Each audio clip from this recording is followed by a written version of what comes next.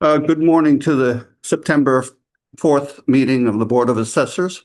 This meeting will be video recorded and broadcast over local access channel 8 and through the town website at www.eastham-ma.gov.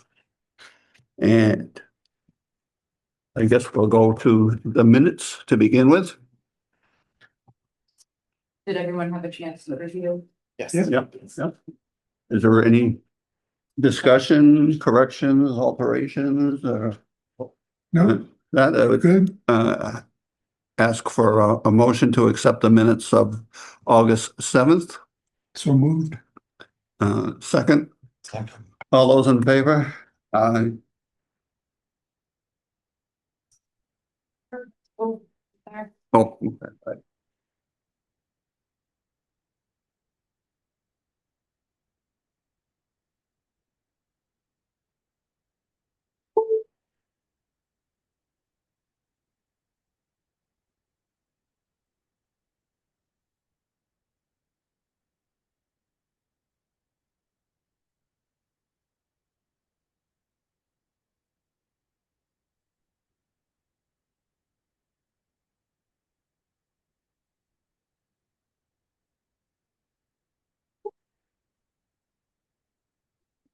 With that, well, I'll turn it over to you.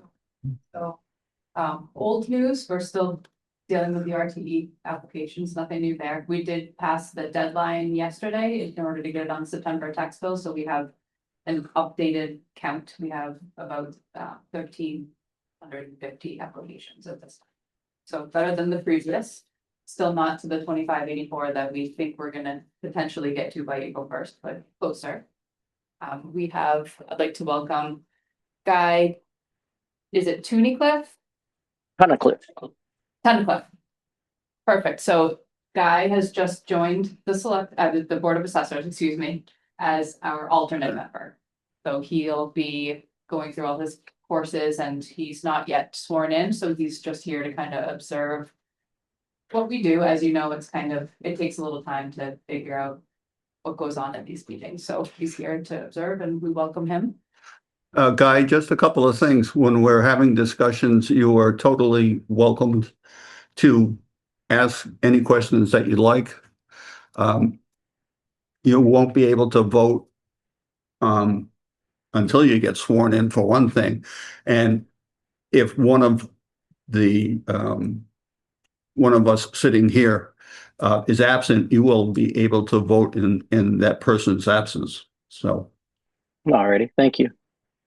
And that's kind of, well, I have one other thing, which we're supposed to kind of go through and redo officers once a year. And it was actually back in, I think, June or July, we were supposed to do that, Right. but we don't really meet during that time period. Right. We put it off last year because everyone was kind of new to the Yeah. position, so we wanted to give it a little time. But if someone would like to take over, the role of chairman or whatever they want to call it, I'd be happy to give up my place. But by the same token, I will stay on as in my position if other people want me to. What does it entail exactly? Just so they know what they're. For the most part, it doesn't entail very much, because Colleen and Alex do such a wonderful job for us. They bring all the information, of which they present it and we discuss it. And then we usually have a motion on whatever the subject is. Other than that, as being the chair, that person has to be part of the taxation aid committee. And that, I don't know, we don't really meet regularly, but it could be once a month, but historically it's been like 3-4 times a year, more or less. And I think that's about it, other than we try to support Colleen and Alex to the best of our abilities. Usually when one of them are presenting at the select board, I try to be there. I don't always make it, but I try. And not that I really do anything other than supporting Colleen and sometimes Alex. So, and that's about it. I'm not sure how many positions we actually have. Normally, there's a chair, a vice chair, and a clerk. I don't know if we have all of those positions or not, because, well, Alex does the minutes normally. Were you vice chair? Yeah, I think I'm vice chair. Yeah, okay. And so I'm not sure if you want to remain vice chair, or you put that up for No, I'm happy to continue. the. Yeah. I'm in favor of keeping it just the way it is. Yeah, if you don't mind staying, I mean, if that's okay with you. Yeah, I mean, it really is more ceremonial than Right. it is, anything yeah. else. So, okay, I'd like to make a motion, I guess, to have Dave Hobbs be chair of the Board of Assessors and Brian as vice chair. And well, I guess that's, I mean, Can Mhm. want a second? I second. All those in favor? Aye. Okay.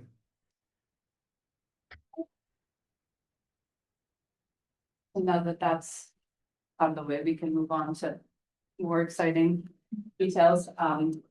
We do have, I know we already met previously to discuss the recommendations to the select board.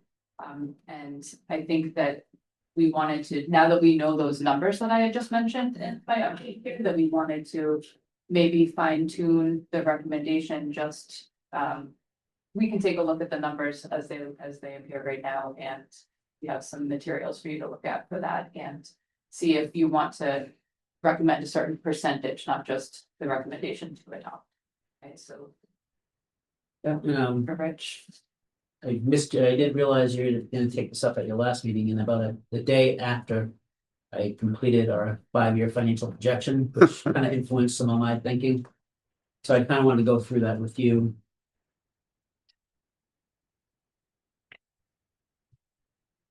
So the very first page here.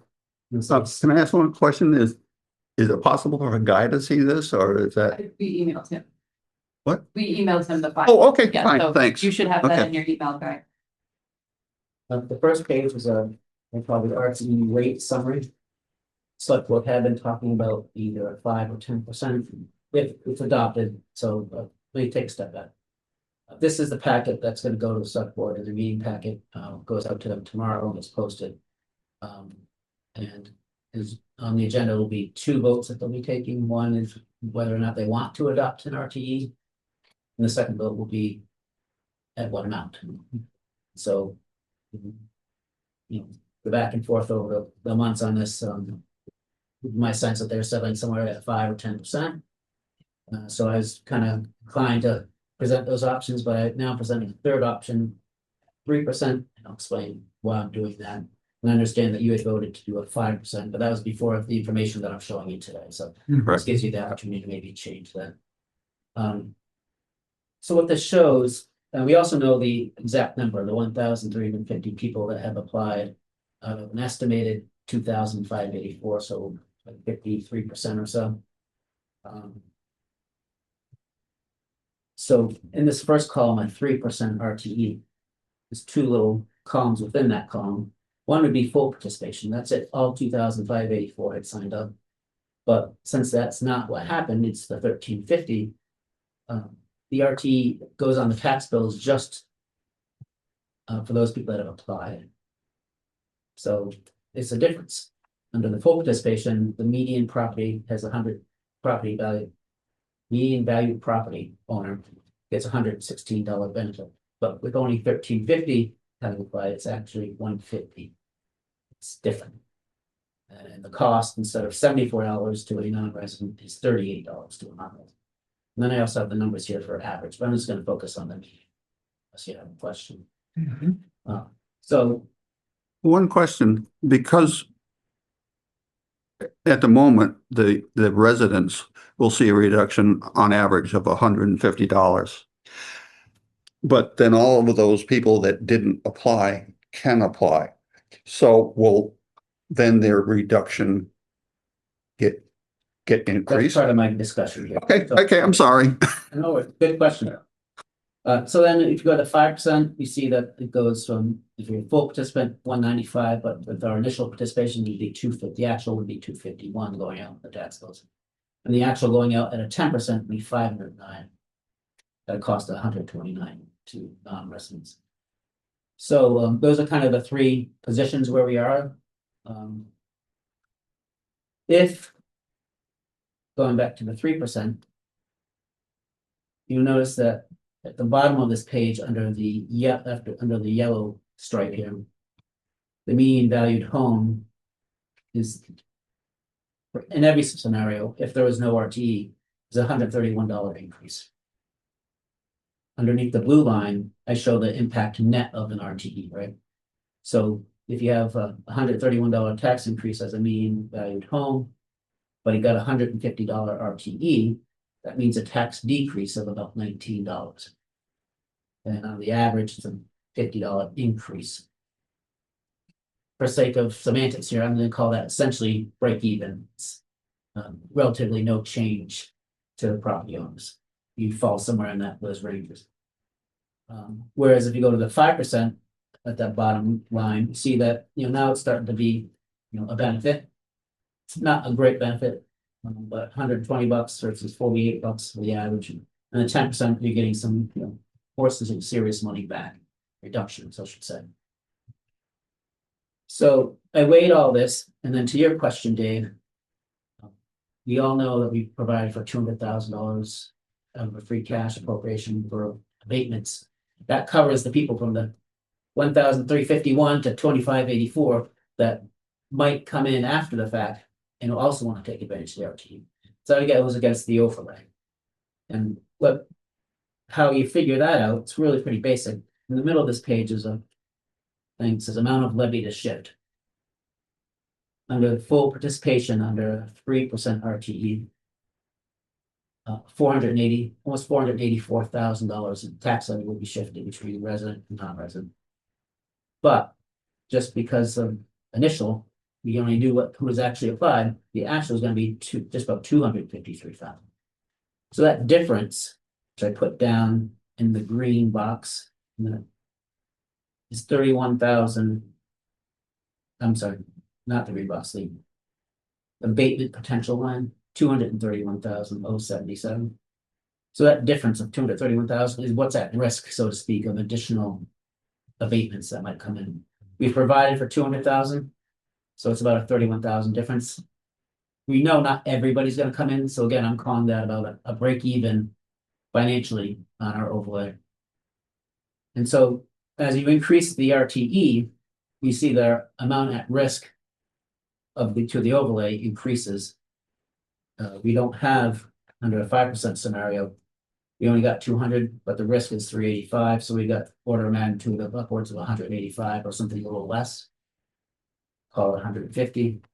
Whereas on the 10%, you're order of magnitude of over $500,000. And so, this is what I'm going to present to the select board and what I'm presenting to you to consider is, I don't think, in my mind, the green, the 3% is a good starting point. If you're inclined to do the RTE and you got to adopt a rate, start at one that's financially neutral.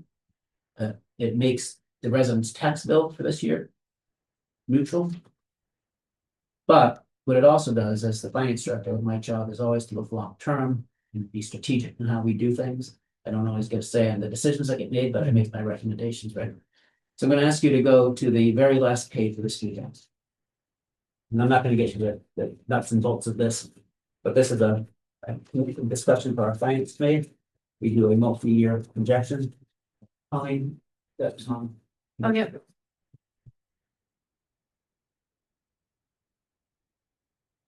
Sorry, I just noticed. Hopefully it wasn't really too long. So we discussed this with the finance committee, a multi-year projection, what the thing looked like. And as you may or may not know, our financial strategy has been to manage a budget within 3-year cycles. With every third year, likely looking for an override because of the cost of settling new employment contracts, which we negotiate in 3-year cycles. The inflation cost of employee wages nowadays, last in 7, 8 years far exceeds our ability to raise taxes. So that necessitates generally an override. And so we started this practice. Our last contract cycle in FY27 is that 4th year where we start over again. So if you look at just at the bottom line, or I guess the green line near the bottom, this first column, 2026, is our current year with our current data, and we're balanced. And this shows the tax impact in the rows, the columns beneath that. But FY27, you see we have a pretty large surplus, $1.4 million. That's because I'm anticipating a pretty sizable override. And when we ask for the override, we ask for the override for the full 3 years of the collective bargaining agreement. So it's my job to steward that surplus to make sure it lasts for those 3 years. And you can see if you look forward to 27 to 28 and to 29, that we steward that money and that it's sufficient for that 3-year contract cycle. And we've got again. Oh.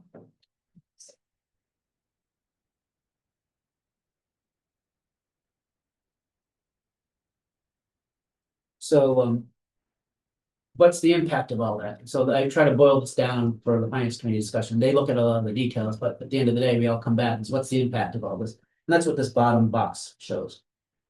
So the bottom box shows the median tax burden increases, the final line on this.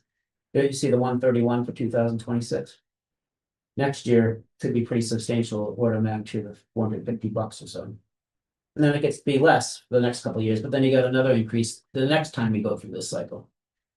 So my recommendation to the select board and to you would be, if you're inclined to adopt an RTE, be strategic in how it's implemented and tie it or sync it up in years where you've got big increases to help moderate people's tax bills so that over a period of years, it's stable and you don't have these large fluctuations of up or down. And so if you did a 3% RTE, that $131 is essentially a break even for this year. And if you were inclined to do a 10% RTE, then that $450 for next year is in the order of magnitude of only a $50 increase because we'll have a full participation at that point. So you get about a $400 benefit. And, if there's any appetite to go beyond that in future years, then we can look at what that might be. But and that would help moderate future increases. And I should tell you that this projection includes all our wastewater debt. The wastewater debt at the moment is coming in better than what I had been projected in town meeting. So that's good. It does not yet include, however, the operations. So still working on how that might come on board. So we'll have some other increases here for wastewater. But again, I don't know what people's desire is where the RTE may end up as to a percentage amount, but whatever that end goal might be, the suggestion is to phase it in over time to offset these. Because no one's going to remember they got a $300 benefit if their taxes go up $450 the next year. They're going to complain about $400 increase. And I think people appreciate, the residents anyway, would appreciate the stability. And non-residents, I suspect, won't be happy regardless, but perhaps a phased-in approach is, given other choices, it's more tolerable than another choice. So that's my presentation. I'm going to be recommending to the board, whether they listen to, accept the recommendation or not. It's my recommendation to you folks. If you're inclined to make a recommendation to go with the 3%, it's financially neutral to our overlay, and it's financially neutral to our taxpayers for this year. It gives us the opportunity to make things financially neutral for them for the next several years. Thank you. Sounds good. I think that makes sense. I mean, this is all new to everybody, so doing something that's a little bit fiscally responsible, I think is a good idea. I know from seeing the people who've come and brought the RTE applications that they're probably hoping for a bigger bang. But in the long run, I think 3% is a good place to start. I mean, I agree with Rich. And at least be able to see how things go, how many people do participate. And then in the future, obviously make adjustments. The one question I had that I wasn't sure of, and I probably should know, is do you have to apply for the RTE every year as the individual? No, once you're in, you're in. Unless there's some change. Right. The ownership. Okay. We'll kind of review it on the back end and any changes, sales, deaths, transfers into trusts, anything like that would kind of it'd lead us to send you another application or get additional documentation from you. So I mean, given that, I mean, I think makes even more sense because now we're not putting people through the process again and again and, as it gets adjusted. But I don't know, what do you guys think?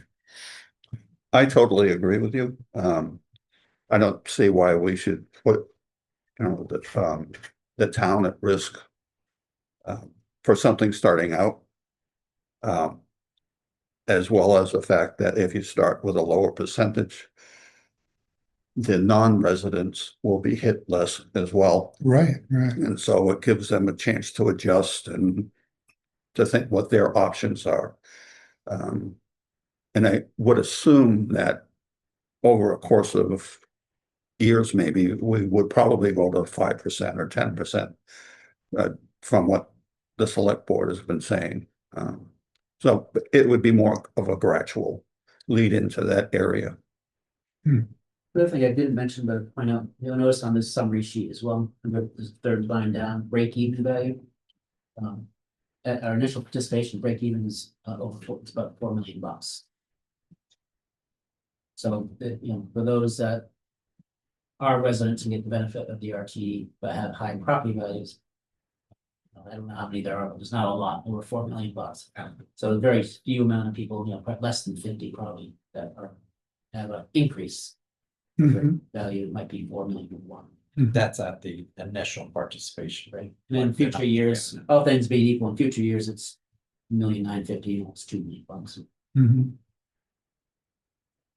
And that's not exactly the way I feel like calculating it. But Sure, the oh, two, yeah. two lines on the chart that these charts that where it was positive and negatives. Andrew, what do you have comments? Yeah, no, I think the big thing is going with the RTE or not going with it, period. So we've crossed that bridge. Whether it's 3% or 5% is almost insignificant, other than being fiscally responsible for the town. So it makes sense to go with the 3%, just to get this rolling. And then, where it goes from there, we'll see. Guy, do you have any questions or? No, I agree with you. I think start with the 3%. Okay. I'd also like to open it up to outside people. Wendy, do you want to ask any questions or say anything? Thank you for inviting me to speak. I'm here to listen, and I appreciate the opportunity to participate. Thank you. Tom, do you wish to say anything? No, thanks very much. And like Wendy, I appreciate the opportunity just to sit here and listen. Thanks very much. Okay. Mhm. I guess with that, we should put it to a vote. I'd make a motion that we make a recommendation to the select board that we start the RTE at 3%. Second. All those in favor? Aye. Aye. So that passes.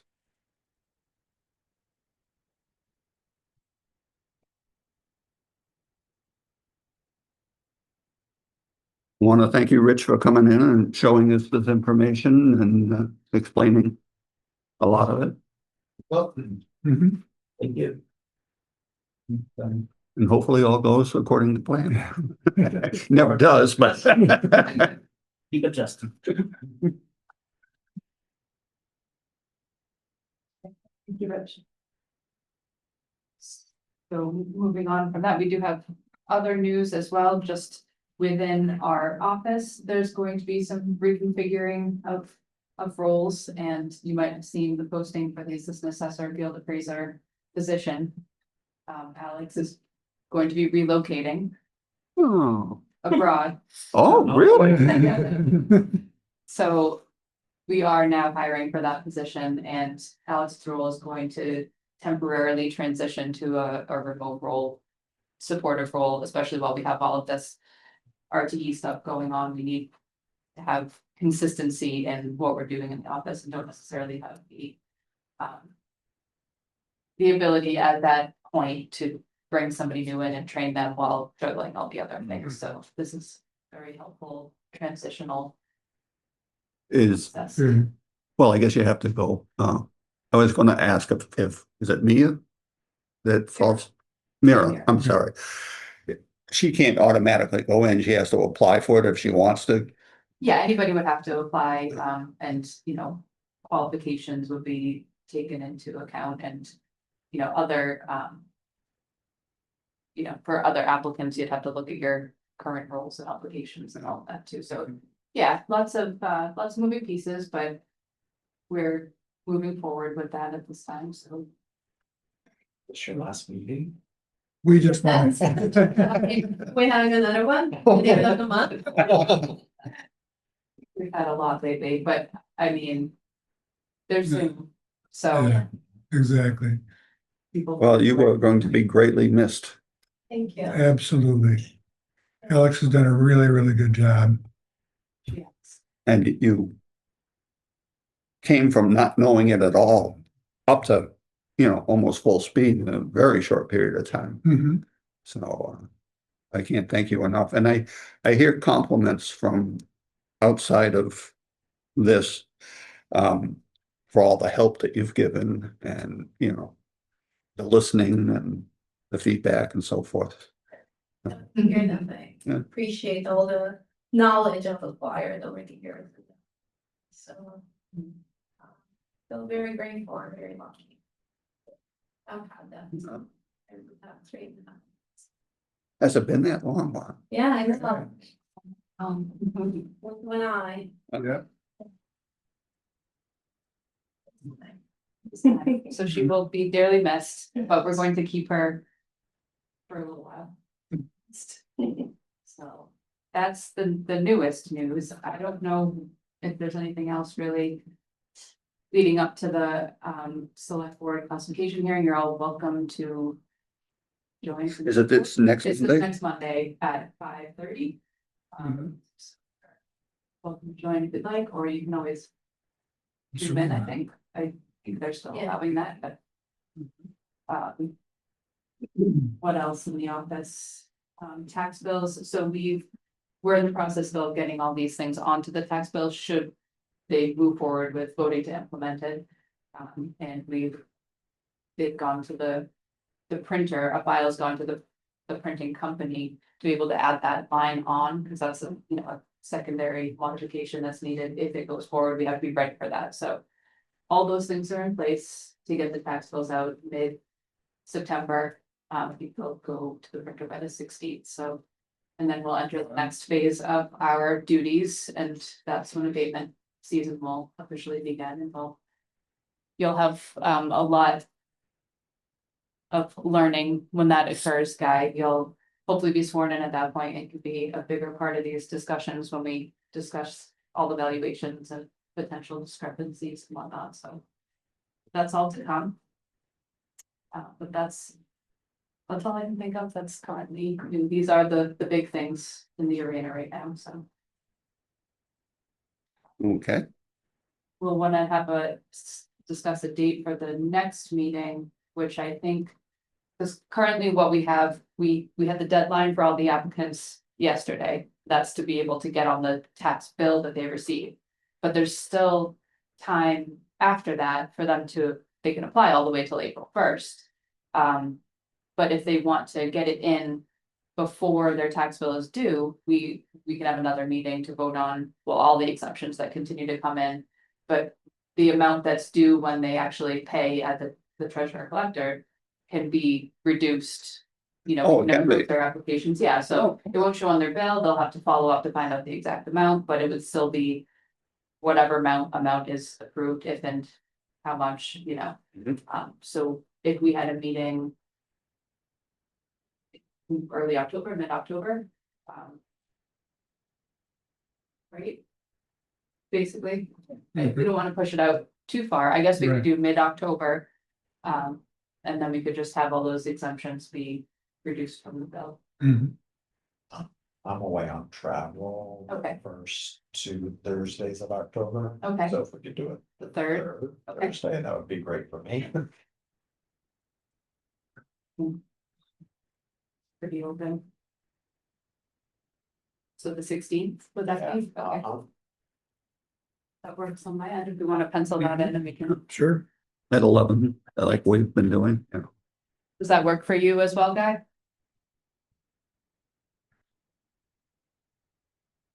That'd be 10/16. Yes, that works great. Yep, Okay. Luddle. Yep, thank you. So I think that is the end of general business. For executive. Okay.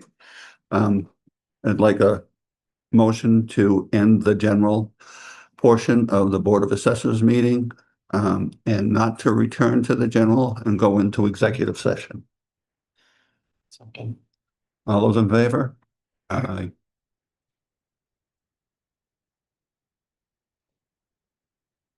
Guy, one of the reasons we go into executive session is because we start talking about details of individual finances and so forth.